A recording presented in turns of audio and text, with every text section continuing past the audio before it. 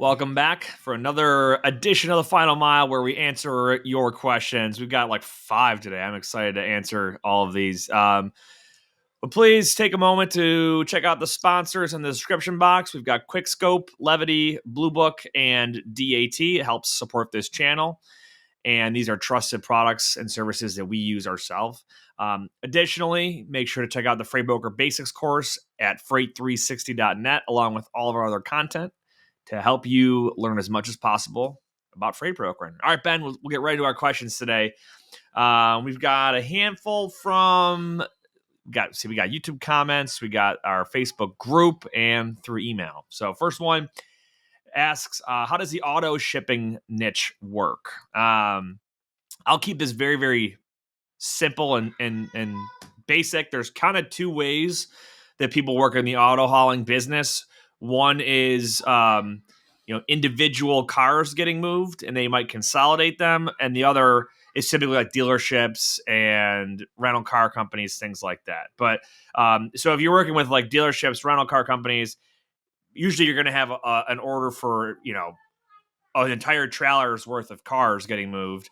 The personal vehicle niche is where a lot of people try to get involved, right? So they'll literally buy leads. Like companies just have these websites set up, get a free quote to get your car shipped, and people buy those leads. They might spend $20, $25 per lead. They buy it. They call that person as a freight broker, arrange to get it shipped, and then they got to find someone who can haul that car, whether it's a hot shot or maybe someone has an auto hauling trailer, and they'll put a handful of cars on there.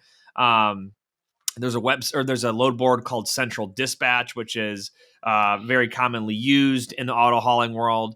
That's my rundown on auto shipping. What else would you add, or did I miss anything? No, you covered a lot of the basics. The thing I would say is, right, like there's 2 basically primary sources of customers, right? You're either going to prospect dealerships, small local companies like the, car dealership on the corner of an intersection that has, 25 cars on their lot, all the way up to like larger ones, all still use brokers a lot of the time. Even like the very large auto sales companies, like the large dealerships, right? From small to large. The other side is very dependent, like you said, on like SEO and internet traffic.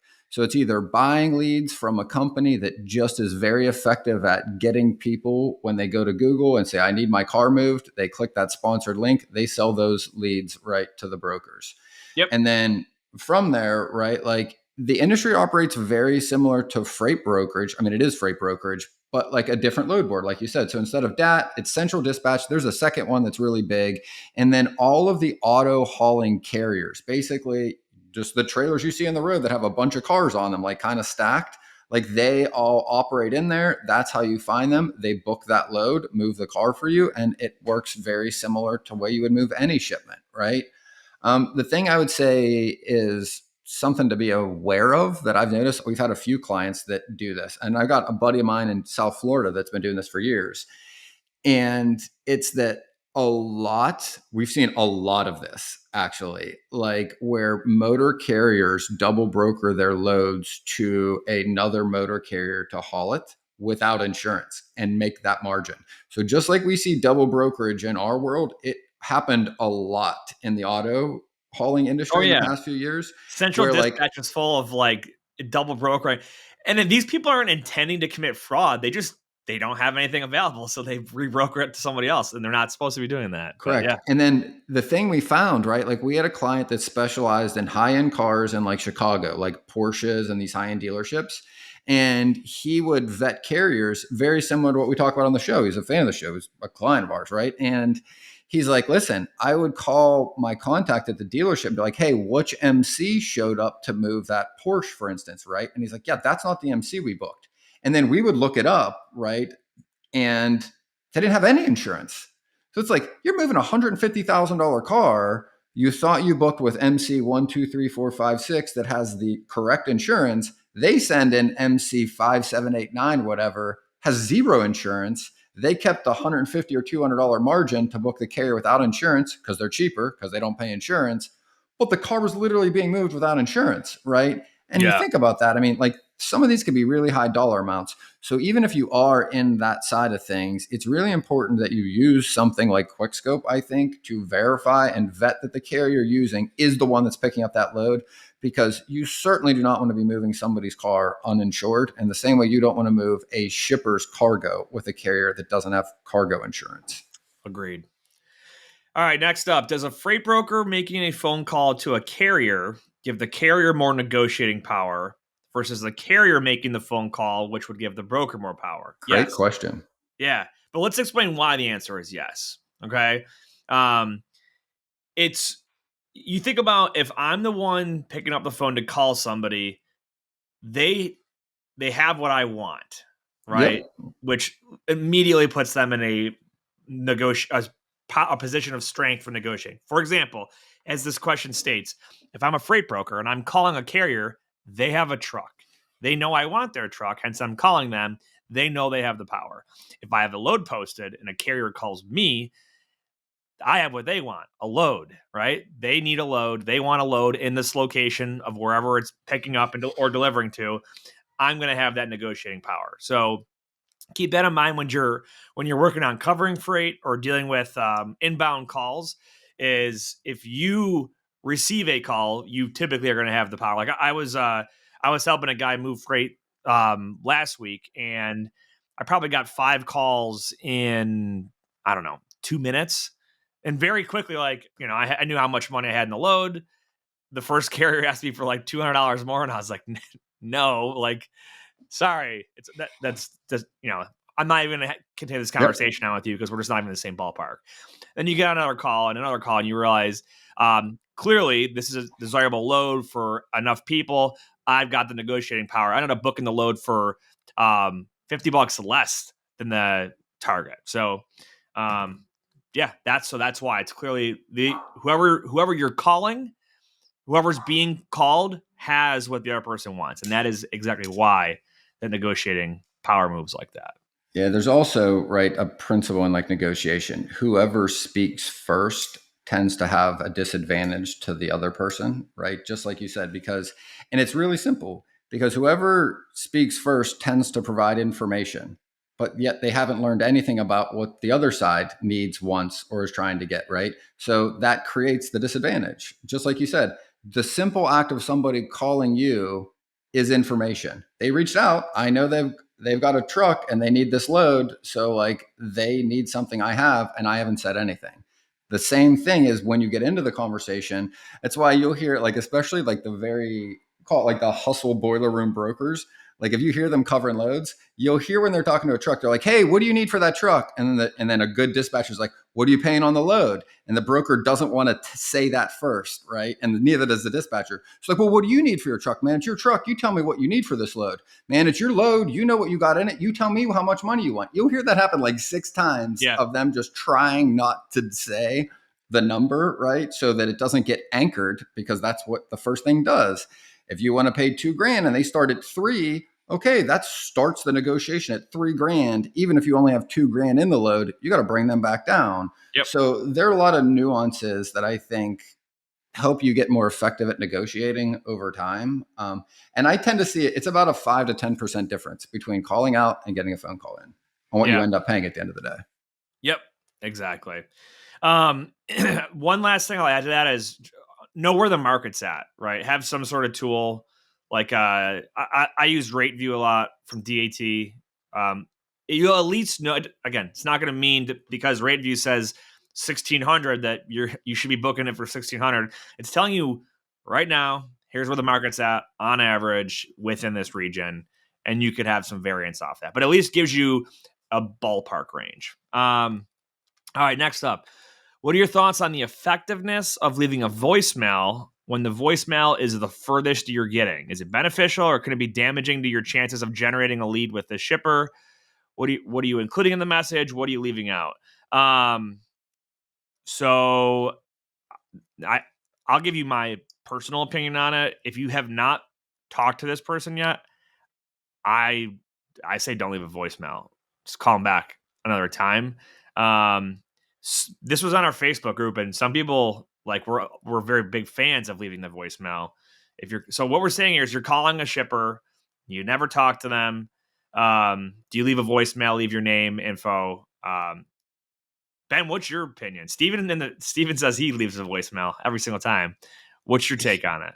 Here's the thing. When I was first in sales training and I was doing more business to consumer, so calling people as opposed to companies, right? The one thing I learned is the only objective when leaving a voicemail, right, is to get them to call you back.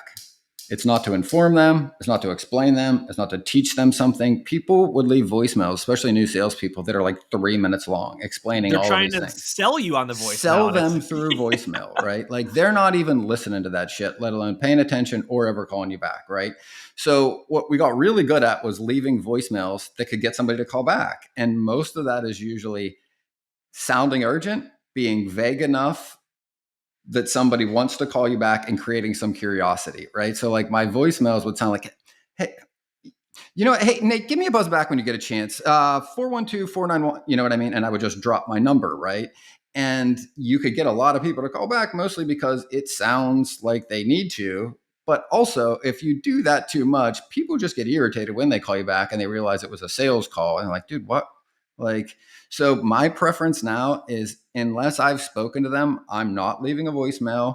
I will typically send a follow-up to let them know I tried to reach them. Like if I've tried to reach somebody 2 or 3 times and someone else in their company told me I need to speak to Rob in shipping, for example, right? Like I'll call Rob a different time of day, a different day of the week, 3 or 4 times to just see if I can reach him before I do anything else. Then I'll usually send an email like, hey, Rob, tried to reach you a couple times. Didn't want to leave you a VM. Thought it would be easier if you could just shoot me an email when you might be free. Something very simple. Because what I want to do is make it easier for him to respond. Nobody likes listening to voicemails. I don't even like listening to my own voicemails when people leave them. I'm like, dude, just what do you need? Just tell me. Like, if you can send that in an email. So if it's somebody I've already talked to, for sure, and they're always brief. Hey, was just reaching out, Jimmy. And it's usually a service thing. It'll be like, hey, I called you because you asked me for a quote. And if you didn't pick up, I'll be like, hey, was just giving you a buzz back. I just saw your quote. I had a question or two. If you get a chance, hit me back up, right? That's about the only time I'm really using voicemail. Yep. I'm curious, right. Steven, what do you say in your voicemails? It's usually 1 minute. It's just oh man, sorry I missed you. But I always leave it with, just wanted to learn more about X, Y, or Z. Because usually the people that call me back are people that want to talk about whatever it is that I'm asking about. That's a good point. And those are the people I want to talk to anyways. Yep. And now if those people listen to this, they're going to be like, oh, that's why he did that. Good deal. All right. Our next question. I'm almost done with my freight broker training, but I have an important question. How much capital should a new broker have set aside after initial startup costs? So we're talking about so everything's been paid for to get started up, but how much liquid capital do you need to have to operate? Don't have. This could take a long time to answer, but I'll give you the basic, right? It depends. Are you factoring with a factoring company, or are you going to cash flow? If you're going to cash flow, you need enough money to float all of your payments that go out the door. We recommend a few months worth in a retained earnings, so like 3 months. You figure there's a gap between when you get paid and when you make payments to carriers, and we've broken this down, Ben, different ways, but you're like at a minimum, like you tend to have like a 20 to 30 day spread on, that gap between when you receive funds but when the money's already been paid out to the carrier. So to account for fluctuations and having a buffer, we usually say have a few months worth. If you're factoring, you literally need nothing, because a factoring company is going to cash flow for you and pay your carriers for you, and they just take a fee out of it. But cash flow is obviously the ideal way to get to, because you're not paying a fee. What else would you add in here without getting I would just keep it simple. I literally just did this with a company that was very well funded. And even though they had the ability, it is incredibly difficult to predict how many loads you'll get run, what you'll pay, what the load dollar amounts will be, how often, and what that'll be in your first few months in business. So what I always recommend is, even if you have the money, factor it first for a month or two. One, because it helps you get someone else vetting your customers. They're giving you the credit line. And also, you can start to see their payment history and what they actually give you. Even if a company says they're going to give you a certain amount of loads per week, it usually doesn't just start all in 1 week. You get a few here, then it builds up. It is next to impossible to guess correctly what that number is. So you either end up with a whole bunch of cash in an account not earning interest, you don't need it to be, or you don't have enough and you got to go and liquidate things. So for me, I think it makes far more sense to factor. It also makes it easier for the startup, because that's one other thing you don't need to do to be responsible for. You know that the invoices are going out. It's going to help you with your credit rating anyway, because you know they'll be reported when you pay the carriers. They go directly to the credit rating agencies. And then once you got a month or two under your belt, as long as you use the factoring company that's non-exclusive, you can just start self-funding your loads from that point and go, okay, my first 2 months, we had this amount of credit extended to the customer. They paid in 35 days. Second month, they paid 35 days, paid all of it, no issue. Now you can start introducing your cash. Like, to me, the goal is profitability, obviously, and to keep as much of your money as you can, but you don't start where you want to finish. You take the steps to get there. So it's like, work to get the credit, work to get more insight and pay terms with your customers, get some personal experience with how they pay your company. Once you have a month or two under your belt, then transition to increasing your margins by literally not paying the factoring fee and introducing your own capital. And to me, it mitigates a lot of the risk, the chaos, the work, and it also doesn't really cost that much to factor for a month or two in the bigger scheme of things. Maybe even a whole quarter of a year, you'll get better pay terms, better carrier terms, better credit reporting, and you're not going to be paying. I mean, you're paying factoring every month. It gets really expensive when you take that out over a year, but it's pretty negligible if you're doing it temporarily and you can work in your own capital later. Actually, anyway. not a bad piece of advice there. I didn't think about it that way. Kind of gives you like a little bit of a set of training wheels when you get started off, you know? Exactly. Cool. Well, we had a question come in email this morning. Go ahead and read this one off. This is a good one. So we haul frac sand in the oil and gas industry, and it is common for operators to broker the load to a carrier, and then that carrier to another carrier with their MC to haul the load under the original carrier's MC. Is there a legal way to do this? And then they provide an example. US Wells owns Sandbox. Technically, US Silica brokers the loads to Sandbox. There are several companies that have contracts with Sandbox to haul the sand. Some of the carriers will contract with them, bring on a contractor, and allow them to run their own authority with a sticker that says leased to and the carrier's name that holds the contract. The question is, this sounds like double brokering. Could a co-brokerage agreement work in this scenario? So there's two questions. Let's address the first one. Yeah. Lease-On so piece. If they're leasing, you can legally lease on. Totally. You could definitely do that. The way that it works is if we'll pretend me and you are carriers, Ben. All right. I have an MC, you have an MC, it's all good. But you have this great contract and I want to run some of those lanes. So I can run certain freight myself under my MC. And then if I want to take part in some of the business that you have, that you're awarded, I can additionally lease on to you. But if I'm going to be leased on to you, it's going to be contracted. I'm going to have the correct placards on the side of my truck that state that I'm representing your company and your authority. The insurance needs to be taken care of. So typically your insurance would have me scheduled on it. Or if I'm carrying my own insurance, you would then have to be listed as like additional insured. Basically, the correct way to do it, which not a lot of people do, would be for you to have me insured and me to have placards on the side of my truck that have me representing your company when I'm hauling for your company. People get lazy. They leave. They don't actually do a contract. They just say you're leased on, and they kind of like, backdoor pay each other. That's illegal brokerage. You can't do that. So that's your first answer. Leased-On, yes, you can do if you do it properly. What's the next question? A co-brokerage agreement in this situation. So you wouldn't need a co-brokerage between the carrier and the leased-on driver. Because to your point, the way that is done is with a leased-on agreement. Yep. And the leased-on driver operates under the main MC that has that contract's insurance. That's the important piece. The agreement and the insurance is being covered. Yep.